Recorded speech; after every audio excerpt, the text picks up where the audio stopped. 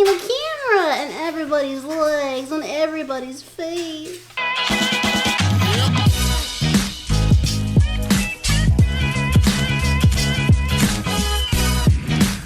Good morning, YouTube.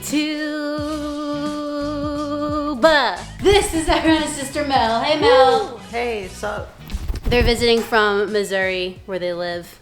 So here they are. You might have seen them in our earlier videos, actually. In my earlier videos, you had a guest appearance, didn't you? yeah, I mean, I've been famous from the start, I would say. I know the people want the content from me. Yeah. So I flew them out here for the channel, you know.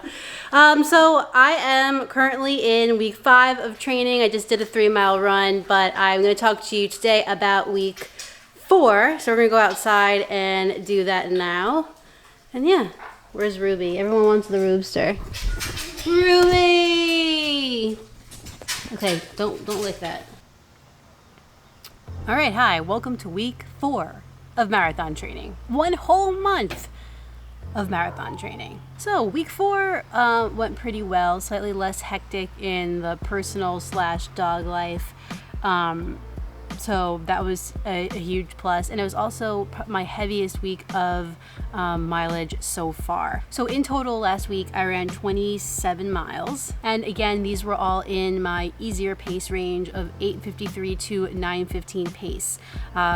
So right now I'm in week 5 and that's still all easy, but next week in week 6, which is a ways to go for you guys to hear about, I will be incorporating some speed work. So I am pretty excited about that, but again, for week 4, we're still going easy, still trying to build that aerobic base. So let's just go down the line for the week. On Monday, July 5th was a rest day. Tuesday, July 6th, I ran 5 miles. Wednesday, I ran 3 miles. And then Thursday is usually supposed to be my off day. But I decided to switch my Friday 5-miler and run 5 miles on Thursday because the weather was really bad here. We were getting like the remnants of Elsa.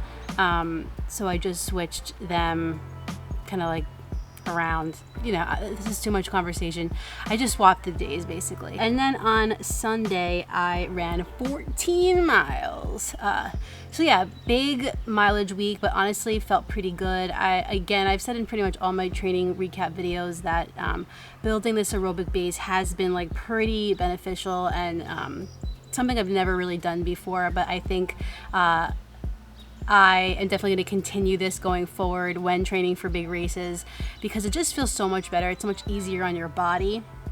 And I've really been enjoying it. So if it's not something that you've tried, I highly suggest that you do for your next race. For my training this week, my heart rate range from 154 to 162. The highest was 162 on Thursday. I don't really know why that was. I don't remember feeling any problems or feeling overexerted at all. I honestly felt the same as I did on the days that my heart rate was lower, but it could have been that it was my 3rd day in the row of running and my body was a little bit banged up. But again, really not focusing too much on heart rate, just using it as a guide. As I mentioned last video in my week 3 training recap, at that point I was starting to experience some discomfort wearing the Invincibles on my like longer runs. I started to feel a little bit tweaky towards the end of week 3, like my PF started to flare up, by the way, which is plantar fasciitis. I don't know if I'm saying it right, plantar fasciitis, I think that's it, which is basically like irritation in your heel and in your arch area, and once it gets really inflamed, I mean you can barely walk, which I've had a number of times. So in this training cycle I'm really trying not to feel that. So in week 3, I was starting to feel that, and I had mentioned that I was going to switch up the shoe choice and start wearing the Vongo from New Balance, Vongo V5. I don't know why it's so overexposed right now. I did wear this pretty much the entire week last week, and it felt pretty good. I actually quite like this. I don't think it's like an overly intrusive stability shoe, and if you want to know more about this shoe, you can check the link above for my first run impressions. I did feel a little bit of some discomfort during my 14-mile run. Now, I feel like a lot of times we have like aches and pains that pop up during our runs, and that's kind of like par for the course. I did have a little bit of arch pain on my other foot, while my PF on my left foot, which is the foot that has the plantar fasciitis issue, was pretty much fine. I was starting to feel some discomfort in my right foot, so just a big annoying drama. It wasn't debilitating and it did subside, but it did make me want to try some other stability shoes. I'm just trying to find something that's going to work. It doesn't have to be super exciting, although I'd like it to be somewhat exciting. So this is definitely a contender, and we're going to keep going, keep trying this. And then yesterday, this will be for next week's video, I guess, but I tried 2 other shoes. I tried the Kayano 28, which I won't tell you how that went. And then today I ran in the Arahi 5 again, throwback stability shoe, which I will explain how that went next week. I mean, overall, in the course of my 14 miles, I didn't have to stop for any foot discomfort or anything like that. It was something that I was aware of at times, but at other times I wasn't even thinking about it. And in my other runs last week, it didn't bother me at all. It was just that 14-mile run. So it could have just been the mileage. I don't know. Now, some other things to talk about for that 14-mile run. I had anticipated bringing a handheld water bottle with me. I had found one in the closet upstairs, and I was like gonna just try to use that as like an amphipod or amphipod. I don't know the name of it. Amphibian pod. Anyways, I was gonna use that. I filled it with 1 Noon tablet and just regular water, just to see how I would do with it, bring it around. That way I didn't have to stop back at the house when I was almost done with my run, because I don't like doing that. Well, I got 5 feet from the house and the thing was spilling all over me. I tried to close it. I tried to do all this different stuff to prevent it from spilling on me. Would not stop spilling on me, so I dropped it back off at the house, and I ended up just leaving it there, and I came back at like 11 miles and took a pretty big sip of water before I went out for 3 more. Obviously, I know that's not ideal. During the race, I don't want to be waiting till mile 11 to start hydrating. So we're going to have to think about, the different options there. Honestly, another thing I was kind of thinking about while I was on my run is that loud truck. I'm pretty sure at the Chicago Marathon they do like lemon lime or yellow Gatorade or something like that.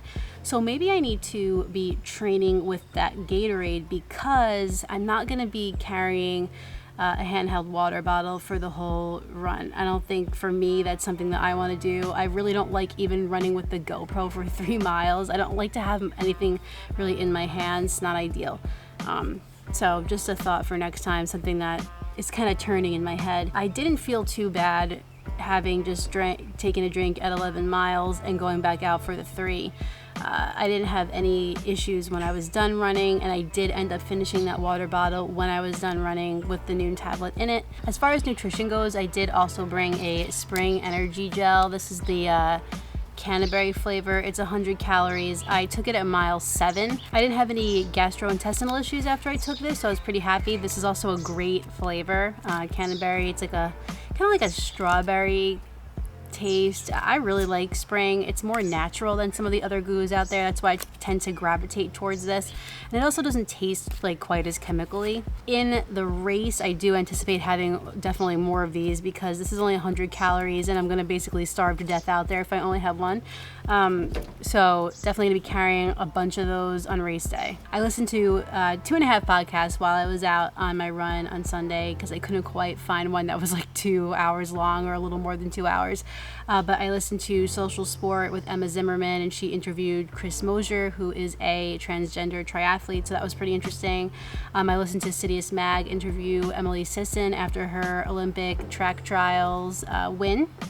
And I listened to like half of or 3/4 of Kyle Merber's exit interview on Sidious Mag. So great stuff. Again, I really recommend podcasts for longer runs, because as far as it goes for me, I am able to kind of like shut my brain off in a different way than when I am listening to music. I can get lost in what the people on the podcast are talking about rather than how I'm feeling. So something I definitely recommend if you have not tried it. Afterwards, after the run, I felt pretty good. I mean, we went grocery shopping, I was on my feet quite a bit, and the next day I was a little bit stiff, but really nothing too terrible or negative to report. So now I will throw up a screen with all of my runs from this week so you guys can take a closer look.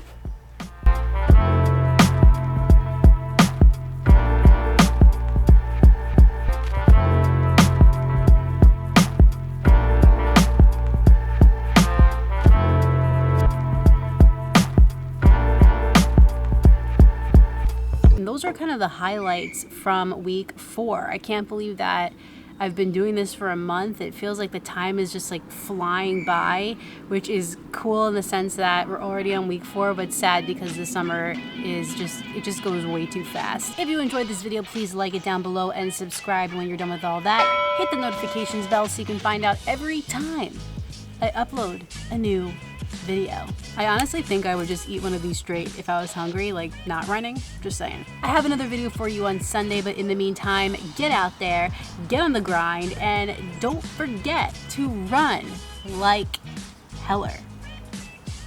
See you next time. I don't know if you can see her, but Ruby is sitting on top of her crate in order to see me outside. She could literally just stand here, but no. Sitting on top of the crate. Yep, that's what we're doing right now.